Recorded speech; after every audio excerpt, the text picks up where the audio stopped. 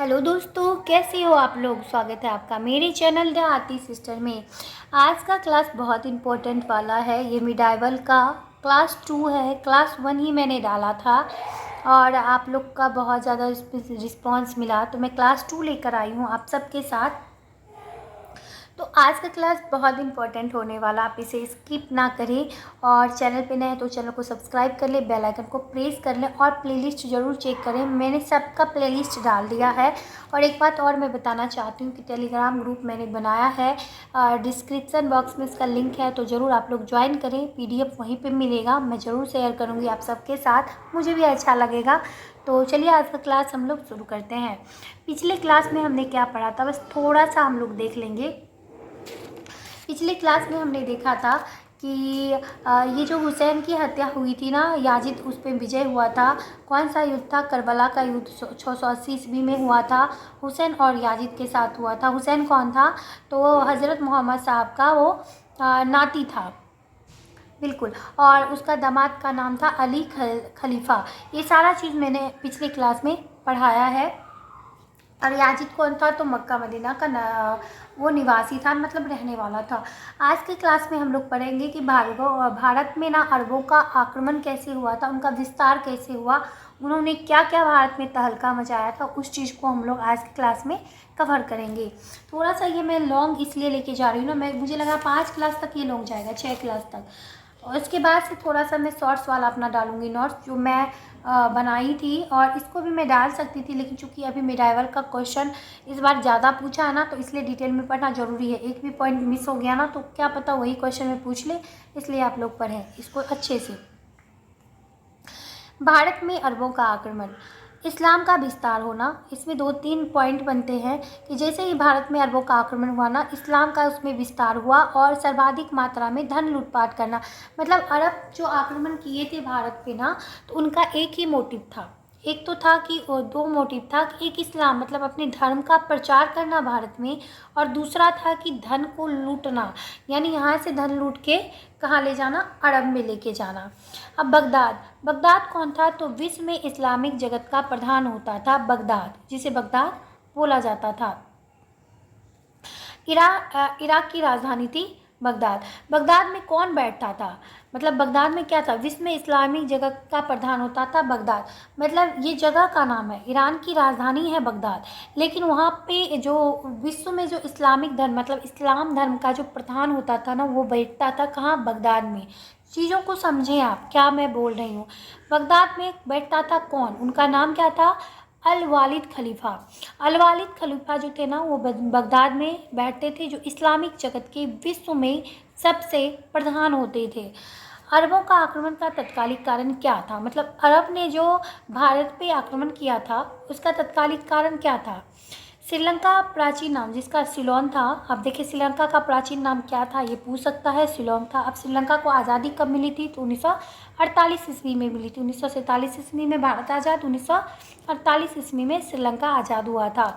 मैंने SCRT वाले class 6 वाला जो SCRT वाला मैंने पॉलिटिकल साइंस का डाला था, उसमें भी बोला, और ये बहुत इंपॉर्टेंट है कि श्रीलंका कब आज़ाद हुआ था? 1948 में। ये एस्टेट में पूछा गया और BPSC में 2 बार अभी तक पूछ लिया गया है, और रिपीटेड क्वेश्चन होता है। इस बार भी 3 क्वेश्चन TRE 2 से रिपीटेड था, TRE 3 में, तो आप उसको इग्नोर ना करें।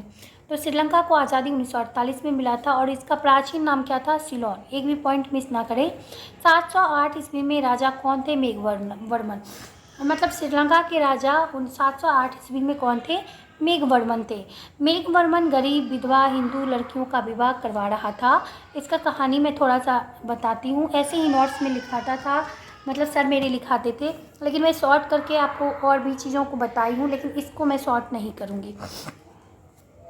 श्रीलंका के जो राजा थे ना 708 ईस्वी में, मेघवर्मन थे। मेघवर्मन गरीब विधवा हिंदू लड़कियों का विवाह करवा रहा था। उसी समय मतलब जिस समय वो विधवा का विवाह करवा रहे थे ना, हिंदी गरीब लड़की विधवा उन सब का, उसी समय बगदाद का खलीफा अल वालिद, मतलब बगदाद का खलीफा कौन था? अल वालिद, वहाँ उससे मिलने आया, और वह भी इस नेक काम को करने की इच्छा मेघवर्मन के सामने रखी।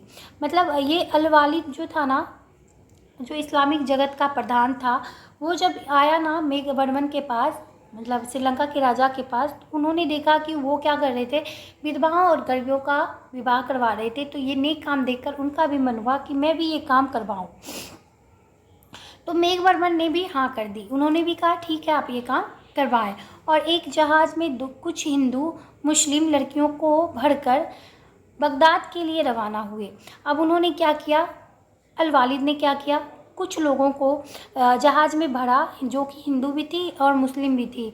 उनको कहाँ लेके रवाना वो हो गए, बगदाद, क्योंकि उनको नेक काम करना था ना। वो तो बोले कि आपके काम से मैं प्रसन्न हुआ मेघवर्मन, अब मैं भी अपने मतलब ये ना शुभ काम करना चाहता हूँ। तो मेघवर्मन बोले ठीक है ले जाएं आप, कुछ लड़कियों को ले जाएं, हिंदू मुस्लिम जो भी हैं उनका आप विवाह करवाएं, उनको सेटल करवाएं, उनका सेवा करें आप।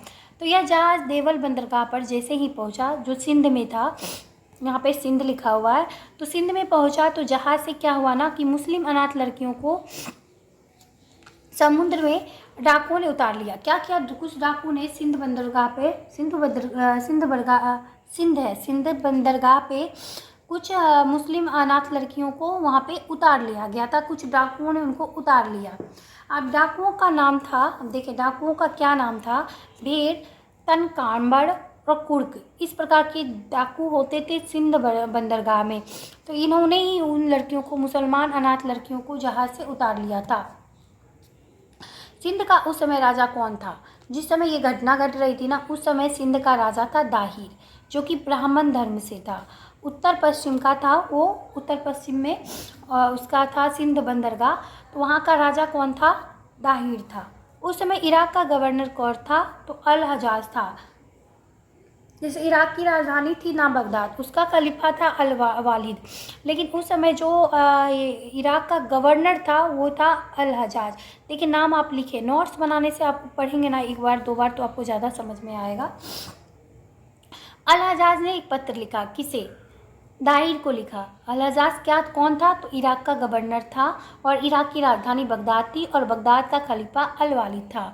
और अल वालिद ने किसको बोला था, मेघवर्मन को, जो कि श्रीलंका का राजा था, उसको कि आप नेक काम कर रहे तो मुझे भी कुछ लड़कियां दे, मैं भी इनके साथ इनका विवाह करवा दूंगा, इसको अपने साथ बंदर यहाँ ले जाऊँगा, बगदाद ले जाऊंगा। तो हाँ भरने के बाद, लेकिन देवल बंदरगाह में सिंध ने उनके साथ कुछ गलती की। उनका कोई गलती नहीं था अल वालिद का, लेकिन इराक का जो गवर्नर थे उनने, अल हजाज ने किनको पत्र लिखा, तो दाहिर को लिखा था। दाहिर कौन था, सिंध का राजा था, क्योंकि ये घटना सिंध में घटी थी। इसलिए अल हजाज ने किनको पत्र लिखा, दाहिर को लिखा।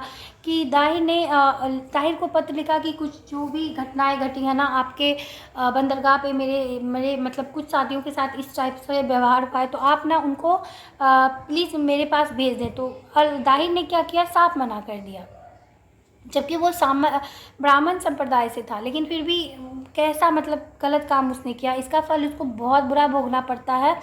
तो दाहिर ने क्या किया, मना कर दिया।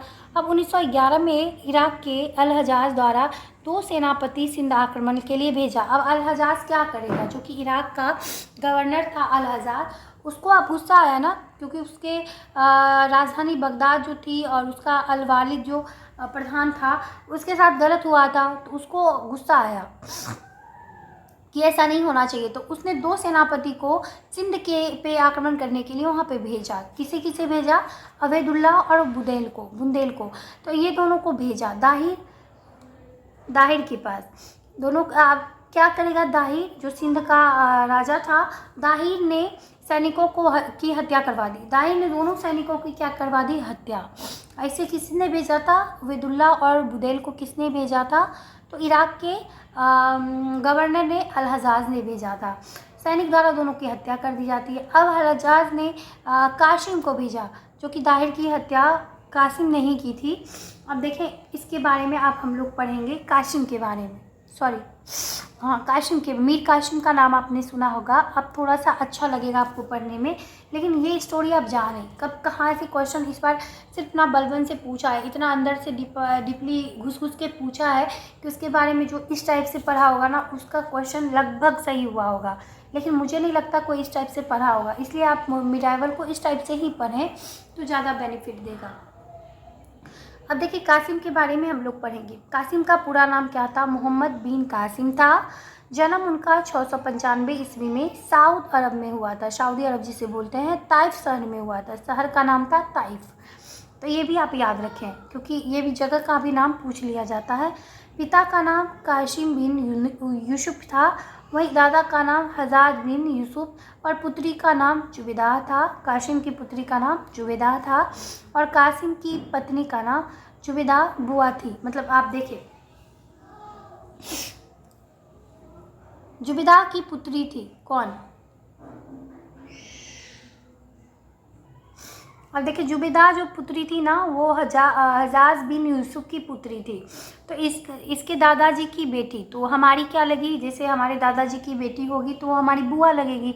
लेकिन कासिम ने अपने बुआ से ही शादी किया था, तो कासिम की पत्नी का नाम जुबैदा है, जो कि जुबैदा किसकी पुत्री है? उसके दादा हजाज बिन यूसुफ की पुत्री है। थोड़ा सा मैं भी कंफ्यूज हो गई थी, लेकिन जो है वो तो है। 712 ईस्वी में कासिम ने सिंध पर हत्या किया। थोड़ा सा आवाज़ मेरा भारी लग रहा होगा, मेरा तबीयत ठीक नहीं है, लेकिन फिर भी आप लोग इतना सपोर्ट करते हैं ना, तो आपके लिए मैं मेहनत करती हूँ। इसको शूट करना, एडिट करना कम बात नहीं होता है, फिर भी मैं करती हूँ। तो आप लोग प्लीज़ थोड़ा सा शेयर करें इसे, लाइक शेयर सब्सक्राइब करें, चैनल को ज़रूर सपोर्ट करें मुझे, ताकि मैं यहाँ से आगे बढ़ पाऊँ। 712 ईस्वी में कासिम ने सिंध पर हत्या किया था, सिंध पर हमला किया था। अब देखिए, सिंध पर हमला कासिम ने कब किया? तो 712 ईस्वी में किया। ये आपको याद रखना पड़ेगा, बहुत इंपॉर्टेंट है। भारत पर प्रथम मुस्लिम आक्रमण किसने किया था? राजा दाहिर की मूर्खता का परिणाम के कारण हुआ था, जो कि किसने किया था? कासिम ने किया था। अब इसने किसने कहा था कि राजा दाहिर की मूर्खता का ये परिणाम था कि भारत पर प्रथम मुस्लिम आक्रमण हुआ था? तो H.C. मुखर्जी ने कहा था। इस टाइप से आप देखें, यहाँ पे 2-3 क्वेश्चन बन जाता है, तो आप इसको इसी टाइप से याद रखें। अब कासिम ने अपने साथ युद्ध में क्या क्या लाया था? तो 6000 इराकी घोड़ा, 6000 सैनिक, 6000 भारवाहक ऊँट। मतलब अब खाना पीना हर चीज़ लाएगा, तो ऊँट को तो लाना पड़ेगा ना उठाने के लिए, इसलिए क्योंकि सिंध राजस्थान का जगह होता है ना, सिंध उधर ही पड़ता है, तो वहाँ पे ऊँट ही चलता है, ऊँट का ही ज़्यादा इस्तेमाल होता है। तो सामान को ढोने के लिए उन्होंने ऊँट लाया था। दूसरा, प्रक्षेपात्र लेकर भी आया था, जिसे मंजानिक बोलते हैं और नौफ्ता बोलते हैं। अब देखो, इन दोनों में क्या अंतर था? मंजानिक जो था ना 50 केजी और पत्थर फेंकता था, मतलब 50 केजी प्लस तक पत्थर, यानी 50 केजी से ज़्यादा तक जो भारी पत्थर होता था ना, उसको वो फेंकता था मंजानिक, और 500 लोग इसको चलाते थे। मतलब एक इसको प्रक्षेपात्र को चलाने के लिए ना 500 लोग लगते थे। मतलब कितना ज़्यादा लोग लगते थे आप देखिए। अब नौफ्ता जो था 50 केजी तक पत्थर फेंकता था। नौफ्ता 50 केजी के अराउंड में पत्थर फेंकता था। इसे भी चलाने में 500 लोग ही लगते थे। अब देखिए, ये बहुत इंपॉर्टेंट है, इसे आप याद रखिएगा। देखिए, मैं कितना छोटा छोटा लिख रही हूँ ताकि मुझे याद हो, और अच्छे ऐसे ही आप नोट्स बनाएं, आपको बहुत अच्छा लगेगा ये पढ़ने में भी। अब देखिए, इसका ट्रिक है कि ये कासिम ने कैसे कैसे किस किस पे आक्रमण किया था। तो मदन सौर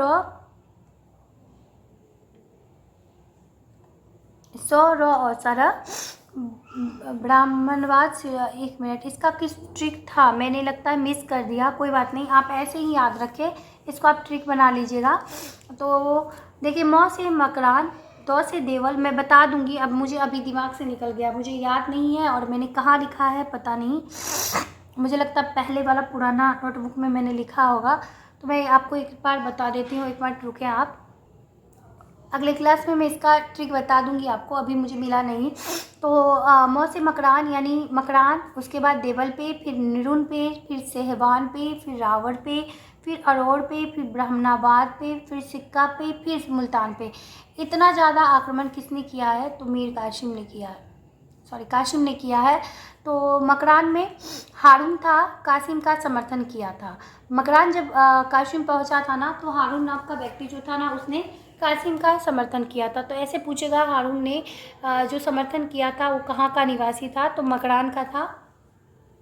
उसके बाद देवल में जब वहाँ से आगे बढ़ा तो देवल पहुँचा। देवल में 17 वर्ष से ऊपर के लोगों का जनसंहार जजिया कर लगाया। यानी क्या किया ना कासिम ने कि देवल में जितने भी 17 वर्ष से ऊपर लोग के उम्र के लोग थे ना, सबको नरसंहार यानी सबको मार काट दिया। उसके बाद जितने भी लोग बचे थे उस पर क्या किया, जजिया कर लगा दिया। कि जजिया कर पहले कासिम ने ही लगाया था, ये भी आपको वन लाइनर में मिलेगा, मैं डालूंगी तो जजिया कर सबसे पहले कासिम ने ही लगाया था देवल पे, ये भी आप याद रखें। और उसके बाद निरुन पहुंचता देवल के बाद कासिम, तो वहाँ क्या किया, बौद्धों को डराया, मतलब बौद्ध धर्म के जो भी लोग थे ना उसको डरा धमका के इस्लाम स्वीकार करवाया था उसने। तो ये भी गलत काम उसने किया था निरुन में। उसके बाद वो आगे चला तो सहवान पहुँचता है। फिर दाहिर का चचेरा भाई होता है वजहरा, वहाँ से वो भाग जाता है। अब देखिए ये गया था सेहवाल दाहिर को खोजने के लिए। जब भी कासिम आया है ना, अब कासिम के पिता की हत्या कर दिया जाता है तो उसको गुस्सा आता है, तो वो फिर आता है यहाँ पे युद्ध करने के लिए। तो उसने सेहवाल में दाहिर के जो भाई होते हैं ना, चचेरा भाई होता है वजहारा, उसको वो ढूंढते ढूंढते वहाँ सेहवाल पहुँचता है। उसके बाद बुधिया के जाटों ने यहाँ शरण लेता है, कौन, बजहारा वहाँ पे छुप जाता है और बुधिया के जाटों की यहाँ शरण ले लेता है। लेकिन कर्क ने कासिम को बता दिया। अब कोई ऐसा विश्वासघात तो होता है सबके परिवार में, सबके आसपास में, जो कि विश्वासघात करता है। तो ऐसे ही कर्क ने क्या किया, कासिम को ये बता दिया कि सहवाल, ये बजहारा सहवाल में ही छुपा है, मेरे ही घर में छुपा है। तो उसको कासिम ने वहीं पे मार दिया था। उसके बाद वहाँ से सहवाल से जब आगे बढ़ता है तो रावण पहुँचता है और वहाँ पे उसने क्या किया, सबसे पहले शिव मंदिर था रावण में, उसको तोड़ दिया, दाहिर की हत्या भी कर दी। अब देखिए दाहिर की हत्या यहाँ पे रावण में की जाती है, किसके द्वारा, कासिम के द्वारा। और ये ढूंढने भी किसको आया था, दाहिर को ढूंढने आया था, क्योंकि दाहिर ने ही सिंध प्रांत में जो घटना घटी थी उसको मना किया था कि नहीं, यहाँ कोई घटना नहीं घटी है, यहाँ पे कुछ नहीं हुआ है। और क्या किया, उसकी हत्या कर दी। और पत्नी रानी देवी युद्ध का नेतृत्व करने लगी। यानी दाहिर की जो पत्नी थी ना रानी देवी, वो फिर नेतृत्व करने लगी युद्ध का और मारी गई। और 3 रानी जौहर व्रत का पालन कर ली। मतलब दाहिर की 4 पत्नियां वहाँ पे थी, और भी पत्नियां थी, लेकिन 4 वहाँ पे रावण में थी। उसमें से 3 ने क्या किया, जौहर व्रत, मतलब अग्नि में कूद जाना या आत्महत्या कर लेना, मतलब कि उनके हाथ ना लगना, उसको जौहर बोला जाता है। ज़्यादातर अग्नि में कूदना को शायद जौहर व्रत बोला जाता है। तो उन्होंने जौहर व्रत का पालन किया और रानी देवी ने बहुत देर तक युद्ध का नेतृत्व भी किया, लेकिन लास्ट में वो हार गई। तो फिर क्या करती, वो मारी गई वहाँ, किसके हाथ से, कासिम के हाथ से। रावण के बाद आगे चलता है अरोर। कासिम वहाँ पर सिर्फ धन लूटता है और दूसरी राजधानी अपना अरोर में बनाता है। अब उसका कोई मोटिव नहीं है, बस धन लूटना मोटिव है, क्योंकि उसको दाहिर को मारना था तो वो मार चुका था वहाँ से। उसके बाद ब्राह्मणाबाद वो पहुँचता है दाहिर। तो दाहिर का वहाँ बेटा होता है जय सिंह, वो इस्लाम स्वीकार कर लेता है कासिम के डर से। वो इतना सांत्वना उसको देता है ना कि वो डर से स्वीकार कर लेता है उसको, फिर भी इसको मार देता है। और वहाँ पे लाडो देवी की हत्या कर देता है। लाडो देवी कौन थी, दाहिर की पत्नी ही थी लाडो देवी। और दाहिर की दूसरी पत्नी थी, जैसा मैंने बताया आपको। और उनकी 2 बेटियां थी ना, उसको वो वहाँ से पकड़कर कहाँ ले जाएगा, अभी मुल्तान ले जाएगा। तो उनका नाम यहाँ पे नहीं लिखा है, हाँ मुझे याद है उनका नाम सूर्य देवी और परमाल देवी शायद होगा। तो उन दोनों को पकड़ के वो कहाँ ले जाता है, तो मुल्तान ले जाता है। और किसको मारता है, लाडो देवी। उन्हीं की 2 बेटियां थी, सूर्य देवी और परमाल देवी। उसके बाद फिर वो सिक्का पहुंचता ना, तो वहाँ भी बहुत धन लूटपाट करता है। उसके बाद 1000 ब्राह्मणों की प्लस, मतलब उससे ज़्यादा ब्राह्मणों की हत्या करवा देता है। उसके बाद वो मुल्तान पहुँचता है। मुल्तान में वो क्या करेगा, सोना लुटाएगा, और वहाँ मुल्तान को स्वर्ण नगरी कहेगा, क्योंकि वहाँ पे बहुत सारा सोना मिलता है। उसके बाद आगे की क्लास में हम लोग पढ़ेंगे कि दाहिर क्या करेगा। ये जो लाडो देवी है, उनकी 2 बेटियां थी, सूर्य देवी और परमाल देवी, उनको लेके ये कहाँ जाएगा, तो बगदाद जाएगा। लेकिन बगदाद जाने के बाद इसके साथ भी बुरा होता है, कहते हैं ना बुरा का फल बुरा ही होता है। और बगदाद का खलीफा इसे भी मार डालेगा, क्योंकि उनको थोड़ा सा डाउट होगा इस पर। कुछ कहानी यहाँ पे अटपटा है, लेकिन कोई लोग बोलते हैं, लेकिन मैं आपको वो कहानी कल के क्लास में बताऊंगी। बहुत अच्छा ये लगेगा आपको जान के। एक बार आप इसको नोट्स बनाए पढ़ें। ये स्टोरी मुझे बहुत अच्छा लगा था।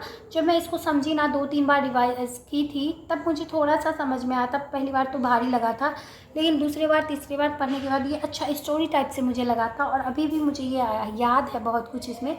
तो आप इसको ऐसे ही पढ़ें। आई होप आपको आज का क्लास बहुत अच्छा लगा हो। अगर अच्छा लगा हो तो चैनल को लाइक शेयर सब्सक्राइब करिए और थोड़ा शेयर करिए, और चैनल पे बने रहने के लिए थैंक यू सो मच। दिल से आभार आप सबका। अगले क्लास के साथ तो मैं जल्दी आऊँगी, और प्लेलिस्ट को आप लोग ज़रूर चेक करें। बहुत सारे लोग एक क्लास को देखते हैं और बोलते हैं दीदी इसका प्लेलिस्ट बना देना, तो इसीलिए मैं प्लेलिस्ट का बोल रही हूँ कि मैंने बना दिया, आप जाके चेक कर लें। और डिस्क्रिप्शन में टेलीग्राम लिंक है, उसको आप ज्वाइन कर लें। Thank you so much.